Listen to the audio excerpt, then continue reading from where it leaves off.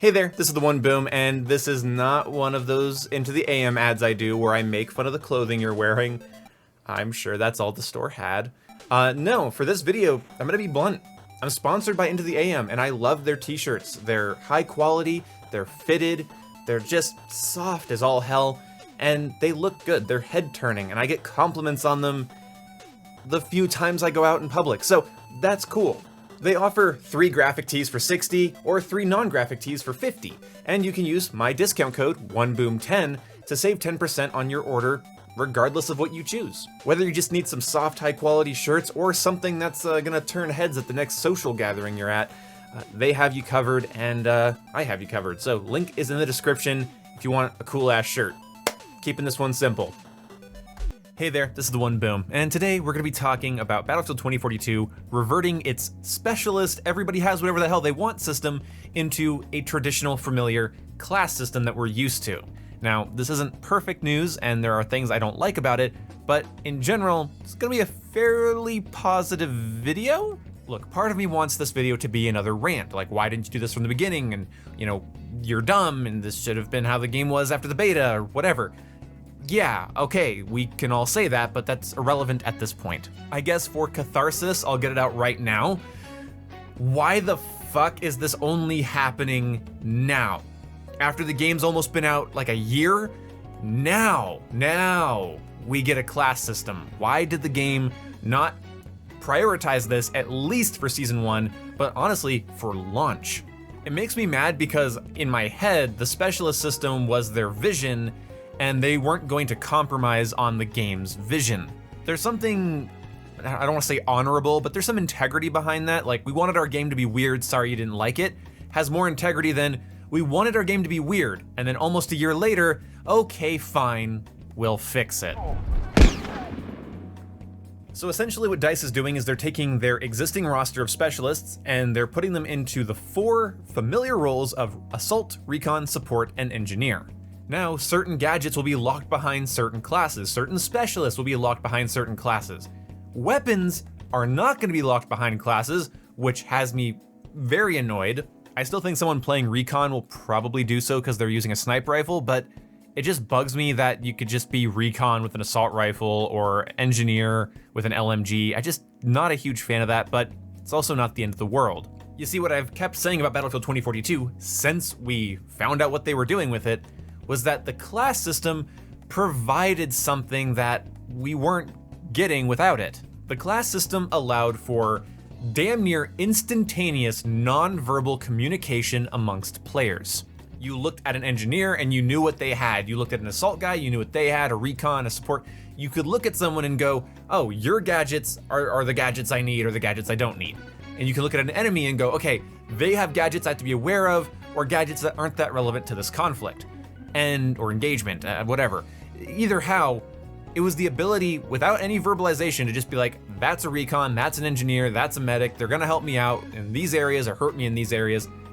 And it's nice to now know that just by looking at somebody, what they're going to do to you. The problem I had with 2042 and the reason it just felt like dumb Call of Duty is because, well, Battlefield without the ability to glance over at a teammate and go, oh, you're that guy, sucks.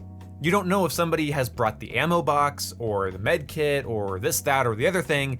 So locking gadgets and specialists behind classes means that when I see a certain specialist, I can go, oh, you're an assault class. You likely have these tools. Do you have these tools? I need help. Battlefield was able to provide a sense of, again, non-verbal, instantaneous communication and camaraderie. So it's really nice to see that being promoted here. I like that they're talking about balancing the classes as time goes on and making sure everything's running smoothly. That's awesome, it's great to hear. And it just, okay, more catharsis. Where was this before? This is what 2042 needed to launch with, and it's really upsetting that it's taken this long for it to happen. But, and here's another thing that should have launched with the goddamn game, is the portal weapons are coming to 2042's base game. These weapons are going to be unlocked by a challenge. For instance, for the M16A3, they show that you need like 30 kills and assists with underbarrel grenade launchers to unlock it, and good. I'm actually really happy about this. I think it's going to be fun to log onto a version of 2042 that has classes, and everybody's doing challenges to unlock classic Vault Battlefield weapons that just, yeah, they should have been there from the beginning. They're already in the game, put them in the game. Battlefield 2042's primary weapon roster is anorexic, so I'm excited to see that just get bolstered by like the entire arsenal of Battlefield 3 or Bad Company. I'm very excited. The class structure returning with a huge dose of weapon variety, absolutely what I wanted from the game when it fucking came out. Like, it was so cool when they added Conquest Exodus, where like every map, pretty much, it was cool to see Caspian Border just show up, or No Shark Canals just show up in 2042's base game. That should have been there from the beginning, and they added it. So now we're gonna have all of the old weapons from previous Battlefield games, or a lot of the old weapons from previous Battlefield games. We have the maps mixing and intermingling, and we have a class structure returning to the game. I just wish that I could get more excited for this. What's keeping me from getting excited for this, why I'm a little bit of a bitter bitch towards this, is that I'm just waiting for EA to pull the plug. I'm waiting for the game to get to that certain height, you know, that like other EA DICE games have gotten to, or either EA Respawn games have gotten to, or whatever, EA games. They get to that certain point where the developers start to hit a stride, they start giving the community exactly what they want, and then EA goes, yeah, well that costs money, so we're done. If this was a Ubisoft game, I'd be like, sweet, in 5 years this might be taking over the world. But because it's an EA game, I'm worried that like this time next year, I'm gonna be talking about the next Battlefield and not 2042 anymore, and that makes me sad. Battlefield 2042 is about to hit its actual peak, in my opinion, from what I can tell. This could backfire entirely, it could be poorly implemented and even buggier than it is now, and they break everything, but I'm not gonna be pessimistic. They're giving me my classic class structure by limiting the specialists and gadgets to specific classes, and then they're adding in a boatload of weapons that are unlocked by in-game challenges. That is exactly what this game needed.